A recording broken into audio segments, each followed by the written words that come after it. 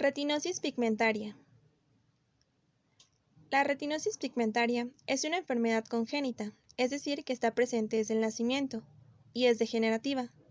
Va a afectar al ojo, fundamentalmente a la retina, y se caracteriza por una pérdida lenta y progresiva de la visión, que afecta, al menos en sus etapas iniciales, a la visión nocturna y periférica, y puede conducir a la ceguera. Como vimos, esta enfermedad afectará a la retina, pero ¿qué es y para qué nos sirve?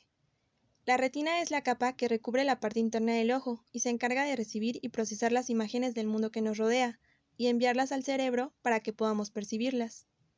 En la retinosis pigmentaria se produce una destrucción gradual de algunas de las células de la retina, principalmente de los fotorreceptores, que son los responsables de que podamos ver claramente durante el día y la noche. Generalmente la afectación es en ambos ojos, y aunque se nace con la enfermedad, es raro que se manifieste antes de la adolescencia. Por tanto, la persona afectada no es consciente de su enfermedad hasta que ésta se encuentra en fases avanzadas. De ahí es muy importante el diagnóstico oportuno. Los síntomas que se presentarán en la retinosis pigmentaria son ceguera nocturna, que se manifiesta como una deficiente adaptación a la oscuridad y a lugares poco iluminados. Las personas con una visión normal se adaptan a la oscuridad tras un breve periodo de tiempo. Por el contrario, las personas con retinosis tienen una adaptación muy lenta.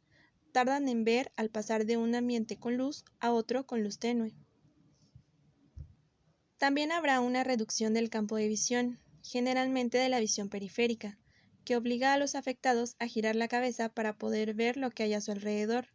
Es lo que se conoce como visión en túnel, dado que el mundo se va convirtiendo en una especie de túnel donde la única luz se ve al final, pero cada vez más distante y difusa. Disminución de la visión, que se manifiesta como dificultad para percibir formas y objetos. Deslumbramientos y fotopsias. Muchos pacientes perciben luces o pequeños flashes en la periferia de su campo que dificultan la visión, especialmente en condiciones de excesiva luminosidad. Además, la luz molesta cada vez más. Y alteración de la percepción de los colores. Suele afectar más al eje azul-amarillo. Este se produce cuando la enfermedad está muy avanzada. ¿Qué problemas suelen tener las personas con retinosis pigmentaria? Las dificultades principales se presentan en los desplazamientos. El grado de dificultad estará directamente relacionado con el tipo de reducción del campo visual. La movilidad está afectada porque para detectar obstáculos y evitarlos se utiliza la zona periférica del campo. Hay dificultad en la orientación. Se produce porque solo una parte del espacio puede ser visualizada y es difícil relacionarla con otras zonas, ya que la interpretación del todo a través de una de sus partes resulta ser muy complicada. Cálculo de distancias. Se requiere para esta habilidad un buen campo visual, para ver simultáneamente varios objetos, saber cuáles están más lejos y cuáles más cerca, relacionarlos y calcular a la distancia de cada uno conjugando toda la información percibida. También habrá dificultad en el control del deslumbramiento y en la adaptación a los cambios de iluminación. Los mecanismos del control de la iluminación suelen estar alterados, por lo que se requieren periodos de tiempo muy largos para adaptarse a los cambios, sobre todo de luz a oscuridad, siendo imposibles en algunos casos. Asimismo, puede haber deslumbramiento en diferentes situaciones de iluminación, tanto en espacios interiores como en exteriores. También hay dificultad en actividades de visión de cerca, como la lectura, escritura, costura, etc. Los problemas son más evidentes cuanto más pequeño es el campo visual. Al no tener referencias espaciales, las pérdidas y regresiones por el texto son constantes.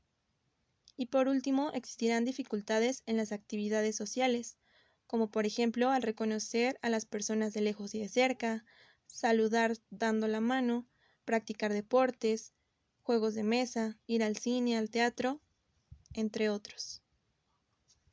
Además de estos inconvenientes, es frecuente que las personas con retinosis pigmentaria tengan la sensación de ver mejor unos días que otros.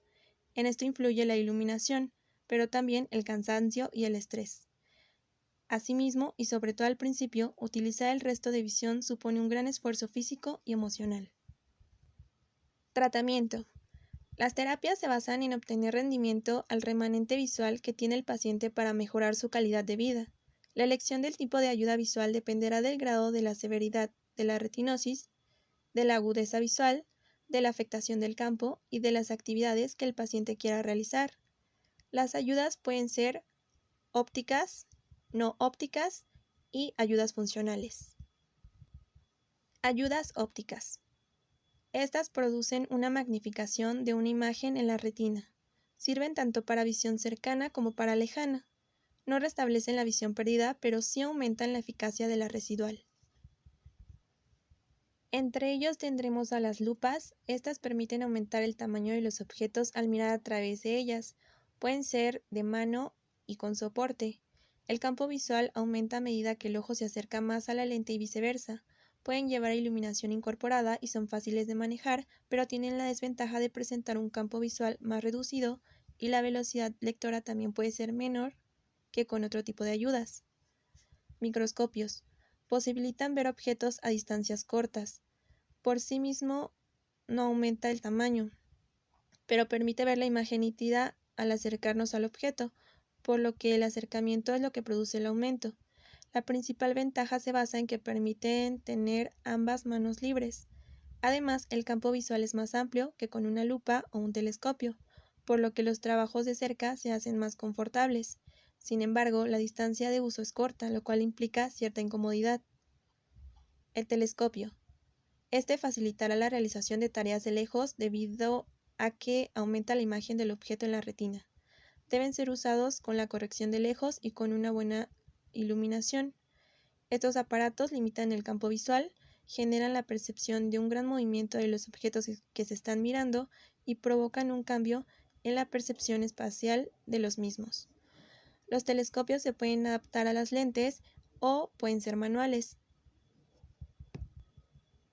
También tendremos a los sistemas electrónicos que permiten aumentar el tamaño de la imagen por medios electrónicos.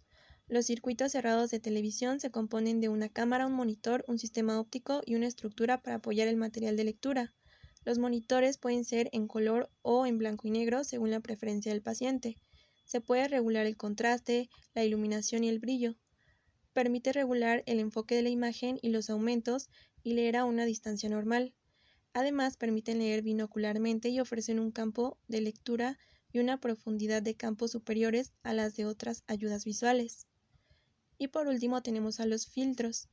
Estos nos ayudan a minimizar el deslumbramiento que se produce en la retinosis.